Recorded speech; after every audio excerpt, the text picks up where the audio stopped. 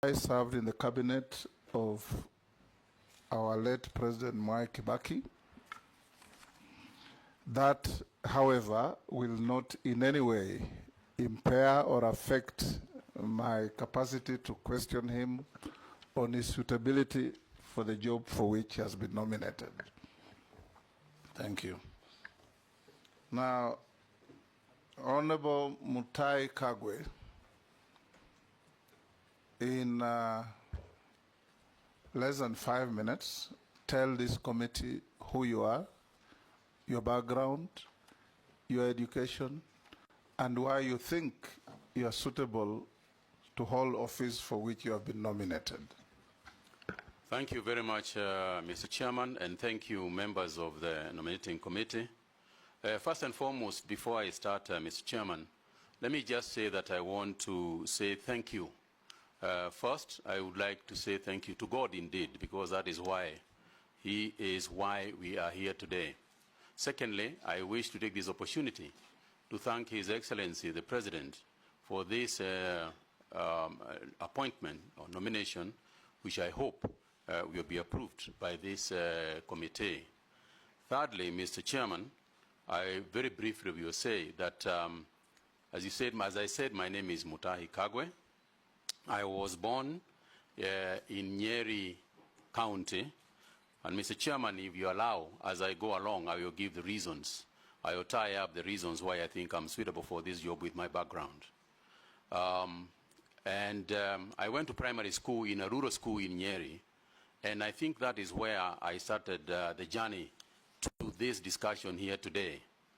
Most of you will remember that in primary schools, or some of you will remember that in primary schools, we used to have what was called the 4K club. The 4K club is where we started our farming. Some of us went there. And Mr. Chairman, if you remember, the 4K clubs introduced us to agriculture. And that's why I picked my talent of planting trees and so on. Mr. Chairman, in my primary school, what we did, I lived a rural primary school life where we did a lot of work in coffee. I have carried coffee on my backside to take it to the factories. First in Ishamara, if anybody knows the place, in Nyeri. We have spent our school holidays in coffee factories where we were drying the coffee beans and so on and so forth. You know what 4K meant? Kuungana, kufanya, kuungana,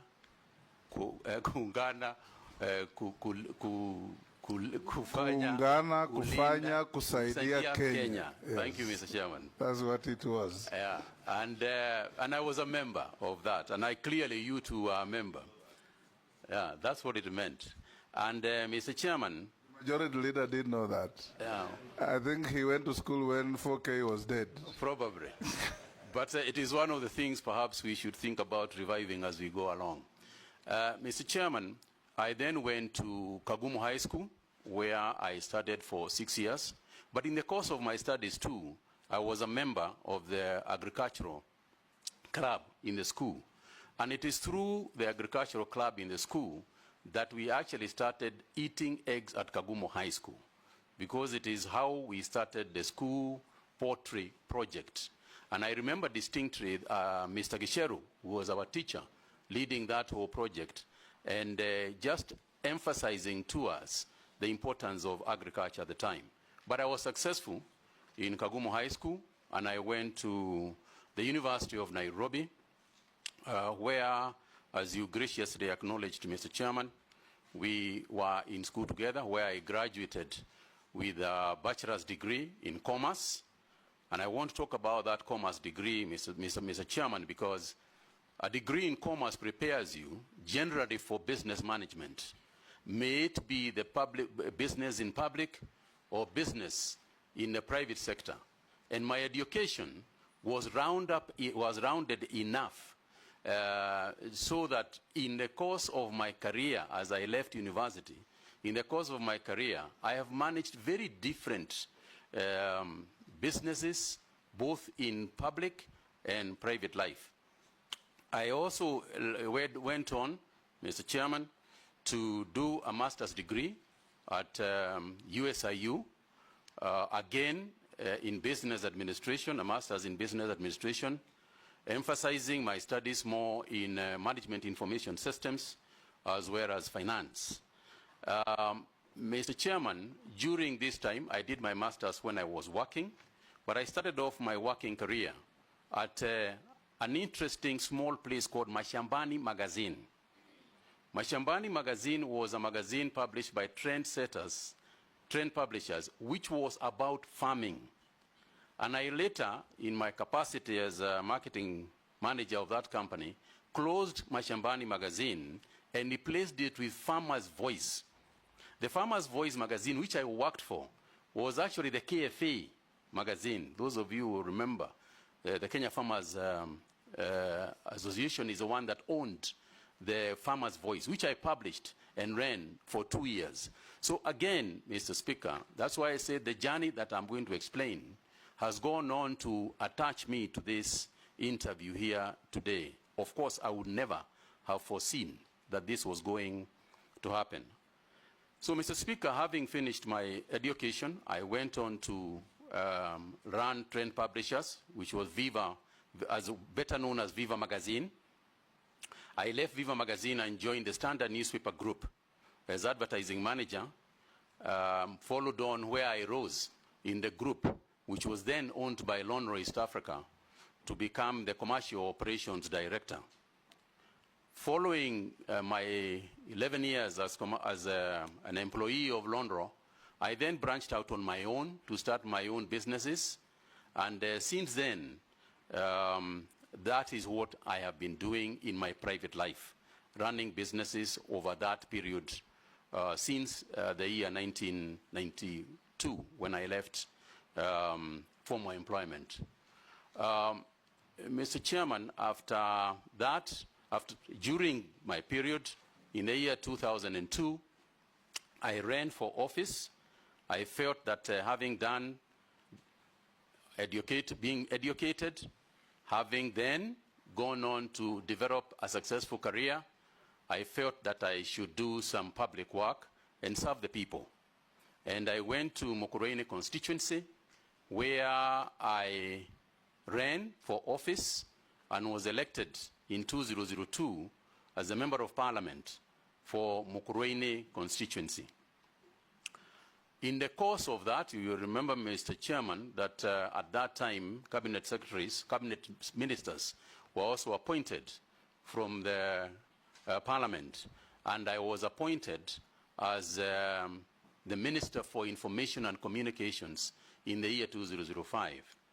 I served as Minister for Information and Communication, and I can say that it is one of my most exciting times. And in terms of preparing me for, again, going back to the cabinet as CS for agriculture and livestock, that's where I cut my teeth in that space of understanding government, being clear about the roles that the different arms of government play, being clear about the role of cabinet, collective responsibility, and other aspects that you learn as you do these jobs. I then, in 2007, I lost my position as Member of Parliament, but then I was appointed by His Excellency, late President Kibaki, to be chairman of the Multimedia University Council. I was the first chairman of that university and laid the foundation of what is now perhaps a uniquely placed university in terms of the technology space and communication space. And again, I'm very proud of my work there and what we did. I then, Mr. Chairman, left. Wind up. I then, Mr. Chairman, went to back to Nyeri County, where I became the senator of Nyeri County, followed after that by my appointment again back to the cabinet as the CS for health in 2019. And Mr. Chairman, all that experience that I have had, both my education, my experience in school, my experience in private sector, my experience as Cabinet Secretary and Minister for Information, Cabinet Secretary for Health, have all, in my opinion, ably prepared me for this particular position. Thank you. I'll invite members to put questions.